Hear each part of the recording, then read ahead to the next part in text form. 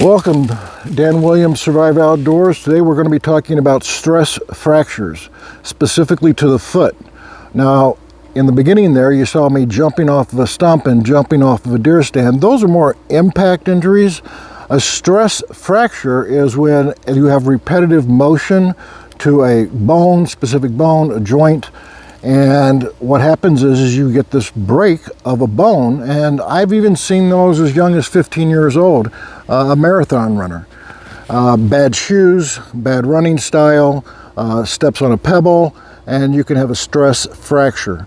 So I guess you could make a case for the fact that like a high hurdle athlete who runs high hurdles, that's repetitive, but yet that's more of an impact when he hits the asphalt after he jumps off the high hurdle. Now, stress fractures like this one here that I treated, usually in the beginning, it's not uncommon to not even see the fracture. So the person is complaining of pain.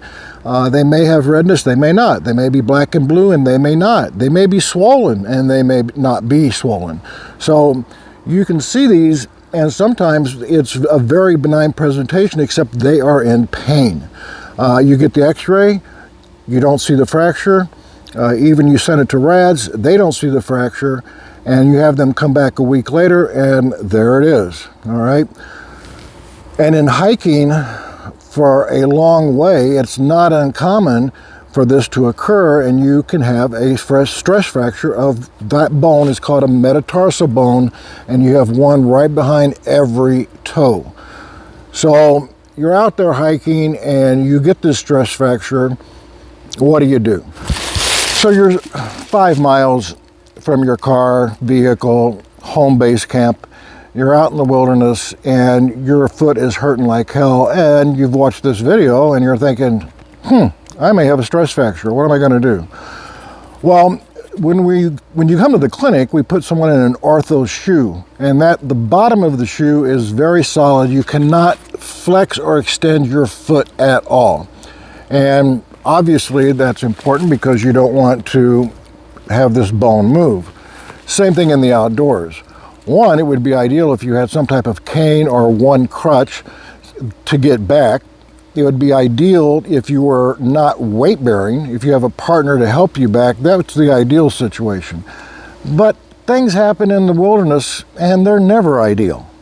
So you're going to basically make a very rough cast. And how you're going to do that is you could even use bark. If you happen to have a SAM split, and I'm sure many will not have that, you're going to put the bark on the bottom of your shoe. But one of the things you can do too is you're going to take your shoe off, and if your foot is swollen, you're going to pull the laces out of your shoe.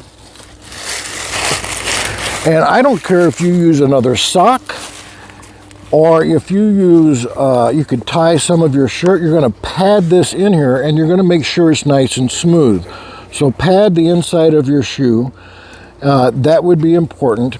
And you're going to take bark, you can take a SAM splint, and you're going to put that underneath that shoe, and you can actually take this and bring this around. And that is going to be more support. And I'm going to show you, you're going to put this shoe on.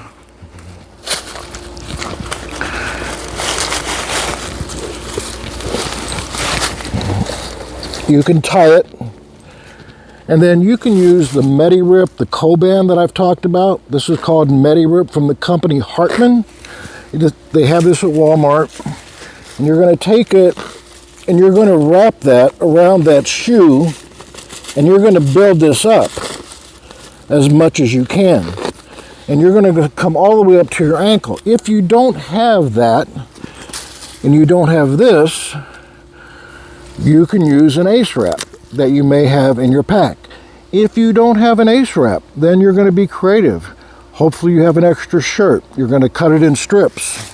And what's important is to wrap this up and have compression.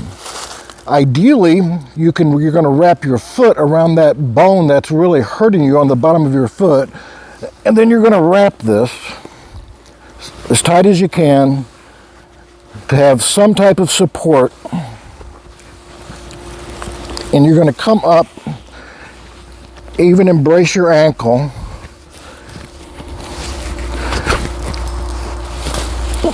And you're going to wrap this up nice and tight. Now, that is going to be very helpful. It's going to feel more secure. And you've heard of, and everyone should know this, my mic fell off. Test, Visa, MasterCard. Okay, you guys are there. Now, you guys have heard of RICE, R-I-C-E, and everyone knows what RICE is. Rest, ice, compression, and elevate above your heart. Not sitting there back at home or back at the campfire out in front of you. You really want it above your heart. And I would advise resting before you try to get back. So that's really important. R-I-C-E. Ice, where you're going to get ice. If you have a cold stream next to you, that would be awesome. Get a sock, get it wet, put it on there for a while. The big thing is you want to try not to ambulate. And if you do ambulate, you definitely want to try to use a cane or one crutch. And if it's going to be wrapped. You're going to wrap it really good and really tight. Maybe put a piece of bark down on the bottom of the shoe, and you're going to make that makeshift cast, and then you're going to get back, and then you're going to an urgent care, and we're going to x-ray it. Now, for all of my healthcare professional subscribers, you're going to x-ray it. It's negative, no fracture. You never go back in and say, yep, it's not broke, you're good to go. No. You're going to explain to them. You want to know the history. How did they injure it? What were they doing when they injured it? And then you're going to tell them, look, sometimes a week later, a fracture can show up. So we're going to put you in this shoe. We're going to immobilize it. You're not going to go out hiking for a good week. You're going to come back, and if it's still painful, then we're going to x-ray it again. That's standard of care on this, guys. Don't cut them loose. You're looking at a lawsuit when you do that in a heartbeat. So, no. All right, so stress fractures. I don't care if you're 12 or 90. I've seen them in all ages with no bone pathology at all. And I've seen these fractures occur. And when they happen in the outdoors, a lot of times you're not even aware they happen. All right, guys, be cautious. Hope this helped on what to do when you're in the outdoors with a stress fracture. All right, guys, if you like wilderness medicine videos like we just did, thumbs up, subscribe. Big giveaway coming at 1,000 subscribers. Next video, we're doing gear review. About time, right? I know I got a lot of subscribers that really like that. Gear review coming up in a few days. Keep your eyes on the rise and your face to the wind. I'll see you soon.